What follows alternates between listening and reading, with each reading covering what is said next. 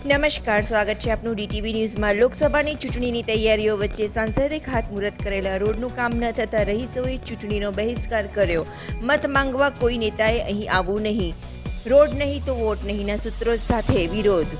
એક તરફ લોકસભા ચૂંટણીની તૈયારીઓ પૂરજોશમાં ચાલી રહી છે, ત્યારે બીજી તરફ દાહોદના દિલસર વિસ્તારમાં આવેલી આદિત્ય રેસિડેન્સી સહિતની 4 સોસાયટીના રહીશોએ ચૂંટણીનો બહિષ્કાર કર્યો છે। દાહોદ શહેરને અડીને આવેલા દિલસર ગ્રામ પંચાયત વિસ્તારમાં આદિત્ય રેસિડેન્સી સહિતની 4 થી 5 સોસાયટીમાં આશરે 400થી વધુ મકાનો આવેલા છે, પરંતુ છેલ્લા 8 વર્ષ ઉપરાંતનો સમય વીત્યો છતાં પણ મુખ્ય રોડ બન્યો નથી। અનેક રજૂઆત બાદ નવેમ્બર 2023માં સાંસદ અને ધારાસભ્ય સહિતના નેતાઓએ આ રોડનું ખાતમુહૂર્ત પણ કરી નાખ્યું, ત્યારે રહીશોમાં ખુશીની લહેર જોવા મળી હતી, પરંતુ ખાતમુહૂર્તના 4 મહિના વીતી જવા છતાં પણ રસ્તાની કામગીરી ના થતા રહીશોમાં રોષ જોવા મળી રહ્યો છે। અમે લગભગ આશરે છેલ્લા 10 વર્ષથી આ વિસ્તારમાં રહીએ છીએ અને બીજા તો કેટલાક વર્ષોથી જો અમારા કરતાં જૂના પણ રહેતા આવ્યા છે।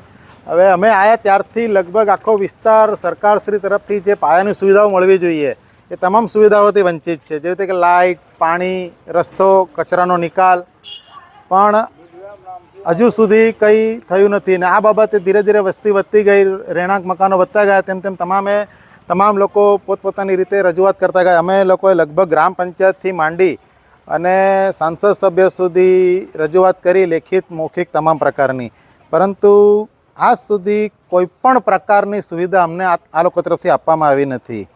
હવે ચોમાસાના સમયમાંથી માંડો કે ગમે તેમાં રસ્તો એટલી ખરાબ હાલત થઈ જાય છે કે અહીંયાથી લોકો નથી નીકળી શકતા કે નથી આવી જઈ શકતા। અહીંયા લગભગ સિનિયર સિટીઝન લોકો બાહ્ય વિસ્તારથી રિટાયરમેન્ટ થઈને આવીને વસેલા છે। અહીંયા આગળ કેટલાક માઇગ્રેટ છે લોકો, કેટલાક રિટાયર પણ થઈને ઘરમાં જીવન વિતાવી રહ્યા છે। એ લોકોને બહાર આવવું જવું હોય તો આવી જઈ શકતા નથી રસ્તાને કારણે, કારણ કે કેવી રીતે રસ્તો જેટલો ખરાબ થઈ ગયો છે। ઘણા અમારા સોસાયટીના લોકો 50% 60% જેટલા સિનિયર સિટીઝન લોકો રહે છે। વધુમાં કે બાળકોને પણ આવવા જવામાં તકલીફ પડે, શાળાએ આવવા જવામાં, લોકોને કામ ધંધા રોજગારી અર્થે પણ આવવું જવું ત્યારે તકલીફ પડતી હોય છે। હવે આ બાબતે અમે ઘણી રજૂઆત કરી, જ્યારે સરકારને એમની લાગી કે હવે કંઈક આ લોકોને લોલીપોપ આપવા જેવું છે, એટલે એ લોકોએ એક પેલું શું કહેવાય એને ખાતમુહૂર્તનું ધતિંગ ત્રાટક ઊભું કર્યું અને લોકોને 4 કલાક સુધી તડકામાં બેસાડી અને રાહ જોવડાવીને ઊભા રાખે કે ભાઈ ખાતમુહૂર્ત સારા એવા સંસદ સભ્ય છે, ધારાસભ્ય, બધા જ નેતાઓ આવીને ખાતમુહૂર્ત કરી ગયા ગાડી આવીને, પણ હવે એ લોકોને ખુદને ખાતમુહૂર્ત કરવાવાળાને ખબર નથી કે આ જગ્યા સરકારી છે કે ખાનગી। હવે કોક કે છે આ જગ્યા અમારી માલિકીની છે, અમે રસ્તો નહીં બનવા દઈએ અહીંયા ગાડી, તો તમારે જ્યારે ખાનગી માલિકીની છે તો ખાનગી જગ્યામાં સરકાર ખાતમુહૂર્ત કેવી રીતે કરે છે? થોડી ઘણી પોતે તપાસ કરીને આવી જોઈએ ને કોઈ પણ વસ્તુની આજે।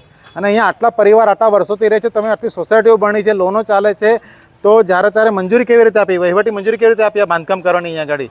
રસ્તા વગેરે માણસને તમે કેવી રીતે માણસ એના વિસ્તારમાં પ્રવેશ કરી શકે જ્યારે રસ્તો જ નહોતો તો એમ? તો એટલે આ બધી ઘણી બધી ત્રુટીઓ છે, ખામીઓ છે। બસ અમારે તો એક જ માંગ છે કે રોડ નહીં તો વોટ નહીં, અને પ્રાથમિક સુવિધાઓનો અભાવ છે એ તો પરિપૂર્ણ કરવી જ પડશે, નહીં તો કોઈ પણ નેતાએ કે અભિનેતા અહીંયા આવવાની જરૂરિયાત નથી અમારા વિસ્તારમાં વોટ માંગવા માટે। સોસાયટીઓમાં પાણી, ગટર, રસ્તાની સફાઈ જેવી પ્રાથમિક સુવિધાઓનો અભાવ જોવા મળી રહ્યો છે। રહીશોમાં આક્રોશ જોવા મળી રહ્યો છે અને તમામ રહીશોએ લોકસભાની ચૂંટણીનો બહિષ્કાર કર્યો છે। લોકોની એક જ માંગ છે કે સૌ પ્રથમ તો રસ્તો અને સફાઈની વ્યવસ્થા તાત્કાલિક કરવામાં આવે, અને જો રસ્તો ના બને તો કોઈ પણ મતદાર લોકસભા ચૂંટણીમાં મતદાન નહીં કરે અને કોઈ નેતા વોટ માંગવા સોસાયટીમાં આવવું નહીં, તેવું સ્પષ્ટ જણાવ્યું। हमारी एक सड़क आ जावे और ये कचरे का निकाल हो जाए और जो नल से जल सेवा बोला था वो हो जावे तो हम वोट देंगे, नहीं तो वोट नहीं देंगे। क्या समस्या हो रही है? रोड को लेके क्या समस्या? रोड को लेके कि देखो तुम्हारे सामने रोड, चलने में कितनी परेशानी होती है, हम देख देख के चलते हैं, रात में तो हम निकल ही नहीं सकते बिल्कुल ही, और सवेरे भी दूध लेने जाते टटोल के जाते हैं। कितने टाइम से ये सड़क खराब है? सड़क तो कब से 8 साल हो गई शायद, और हमको आए 10 साल हो गई। सड़क बनाने के लिए कोई आया नहीं?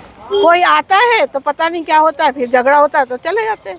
ચૂંટણી બહિષ્કારની પત્રિકા પણ સોશિયલ મીડિયામાં વાયરલ થઈ રહી છે। વર્ષો સુધી રસ્તાની સુવિધાની રાહ જોતા રહીશોને નેતાઓએ ખાતમુહૂર્ત કરી લોલીપોપ આપી સમજાવી દીધા હતા, પરંતુ હવે રહીશો આંદોલનના માર્ગે ઉતર્યા છે અને લોકસભા ચૂંટણીના બહિષ્કારનું એલાન કરી દીધું છે। હાલ એક જ સૂત્ર રોડ નહીં તો વોટ નહીં અપનાવી લીધું છે।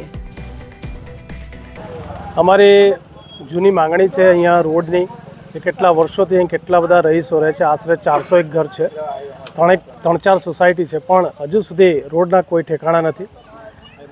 વચ્ચે મંત્રીશ્રી તથા ધારાસભ્યશ્રી પણ અહીં આવીને ઉદ્ઘાટન કરી ગયા હતા, પણ કોણ જાણે કેમ આ કાર્ય વિલંબમાં પડ્યું છે, હજુ સમજાતું નથી. આની પાછળ શું છે રાજકારણ એ પણ અમને સમજાતું નથી. અમને તો એમ હતું કે બસ હવે આ ઉદ્ઘાટન થઈ ગયું છે એટલે રોડ બની જશે, પણ આપ જોઈ શકો છો અહીંયા નાળું એવું છે, જ્યારે પણ વરસાદની સિઝન આવે ત્યારે દેલસરનું તળાવ ઓવરફ્લો થાય છે અને એ પાણી છેક અમારી સોસાયટીઓમાં ઘણીવાર તો કેડસમાં આવી જાય એટલે હદે પાણી ભરાતા હોય છે. ત્યારે જનજીવન બહુ દુષ્કર બની જતું હોય છે. વૃદ્ધ માણસને કે કોઈ પ્રસૂતા આવે કે કોઈ 108ને પણ બોલાવી અમારા માટે દુષ્કર હોય છે. આ પરિસ્થિતિમાં અમારી ખૂબ જ તાકીદની માંગણી છે કે આપ રસ્તા કરાવો અને સાથે સાથે જે ગટરની વ્યવસ્થા છે એ પણ કરાવો, કારણ કે કચરો ક્યાં નાખવો. અને જો આ નહીં થાય તો અમે બધા રહીશોએ નક્કી કર્યું છે કે જો રોડ નહીં, ગટર નહીં તો ચૂંટણી પણ અમે બહિષ્કાર કરીએ છીએ અને આ સખત શબ્દોમાં અમે એનો બહિષ્કાર કરીશું.